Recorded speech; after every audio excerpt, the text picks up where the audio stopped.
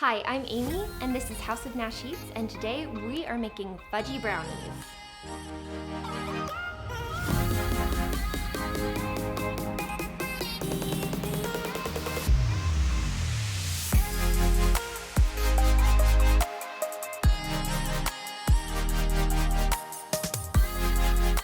So the first thing you want to do when you're making your brownies is preheat the oven and line a pan with parchment paper.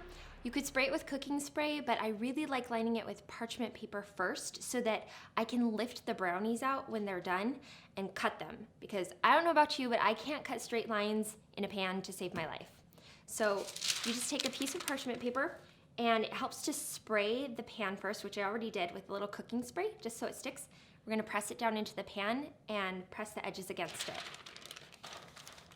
Okay, once you've got your pan lined, we can move on to chopping the chocolate and mixing the ingredients.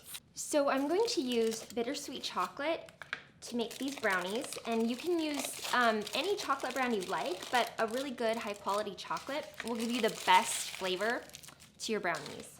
So just chop it up. There's something so satisfying about chopping chocolate. Okay, and once that's all chopped up, you're going to transfer it to your bowl, and then you're going to cube 3/4 of a cup of salted butter and add it to the bowl with the chocolate and melt those together in the microwave for about 60 to 90 seconds until they are smooth. And you'll want to do this in about 20-second increments so you don't burn the chocolate, and just open the microwave and stir it each time so that it gets nice and smooth and glossy. Okay, we're gonna go pop this in the microwave.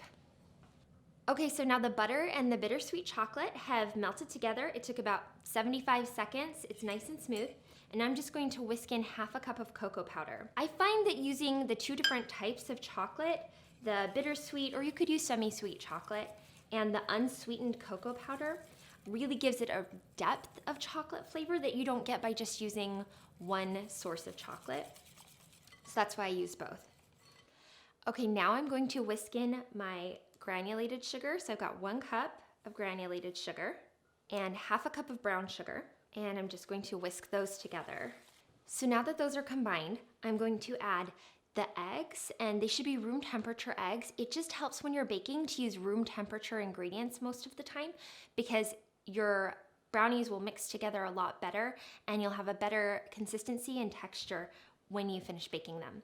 So I've got 3 eggs and I've got 2 teaspoons of vanilla that I'm going to mix in, and I'll include a link to the recipe below, which has all of the measurements for you to use in this recipe. So that's my 3 eggs and my vanilla. Okay, and you could do this next part with a whisk, but I'm going to switch to my hand mixer. When you really mix in those eggs to the sugar and the chocolate, that's what gives you the crackly crust on top that's like the hallmark of a box mix brownie mix. These will just taste better. Okay, and you'll see when we're done baking that using the mixer helps give the tops of these brownies a nice crackly, shiny finish by really mixing in those eggs. And that's kind of one of the signatures of box mix brownies that people tend to like. And it's kind of hard to achieve unless you use this technique in your homemade brownies. Last, we're going to add 3/4 of a cup of flour, and it's just all-purpose flour. You don't want to use too much flour or you'll end up with cakey brownies. This amount gives you nice, fudgy, dense brownies, which is what I love and what we're going for. And just a little bit of salt. Okay, and I've got a spatula actually, and we're going to just mix this in with a spatula. Now, this is when you don't want to overmix your brownies once you're adding the flour. So we're just going to stir this in by hand just until the flour starts to get incorporated all the way. And when it's looking about like this, where you can still see some of the flour, I'm going to add 1 cup of semi-sweet chocolate chips. If I was making these just for me, I'd be adding 1 cup of walnuts, but my family loves them with chocolate chips, so I'm making them that way. Okay, and once you've got the chocolate chips stirred in, your batter is nice and thick, and we're going to pour it in our prepared pan. So I have a 9-inch square baking pan, and that's my favorite for the amount of thickness to the brownies. They're still thick. It takes about 30 to 35 minutes in the oven. You could use an 8-inch square baking pan. It'll just take a little bit longer. You could even use a 9 by 13-inch pan. You'll just have thin brownies and they'll cook faster. So I'm just going to transfer my brownie batter to my pan and spread it into the corners. Okay, and this would be a good time if you want to sprinkle some chocolate chips on top or sprinkle some chopped walnuts on top or pecans. You could make your brownies look fancy and pretty by doing that and add a little extra flavor or texture. I'm just gonna leave these plain, do them old-fashioned, and we're gonna pop these in a 350-degree Fahrenheit oven for about 30 to 35 minutes until a toothpick inserted in the center of the brownies barely comes out clean. We don't want to overbake these or they'll be dry. So you want to keep them fudgy. I like them a little bit on the underbaked side. Okay, so we've got our brownies right here, and you'll know they're done when you insert a toothpick in the middle and it comes out with just a few crumbs on it. If it's coming out all the way clean, they're probably a little bit overbaked and they won't be as fudgy. So you don't want it to look like there's wet batter on it, but a few crumbs is perfect. That's exactly what you want. So we're going to let these cool all the way. If you try to cut into brownies when they're still hot, they're going to crumble and fall apart, and it will be a mess. So let them cool all the way. Plus the chocolate flavor really develops once they've had time to cool down.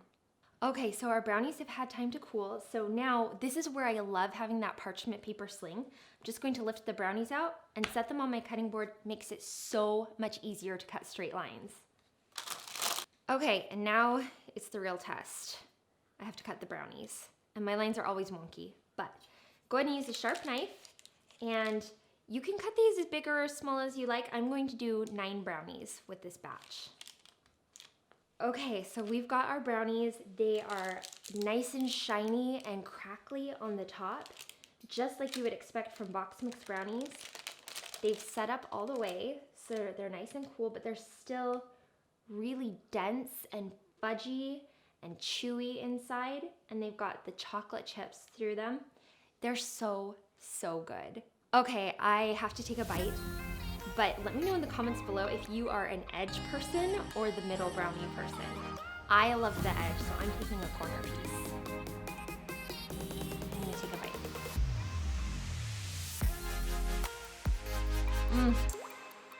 These are the best brownies. They're so fudgy. The chocolate flavor is really strong, delicious and deep. With that brown sugar and the 2 types of chocolate, it really brings out that flavor. You've got to have a glass of cool milk on hand. These are the best fudgy brownies ever. If you like this recipe, leave me a note in the comments below and let me know what you'd like to mix in, whether it's pecans or walnuts or chocolate chips or peanut butter chips. And like and subscribe to my channel and hit the notification bell while you're at it.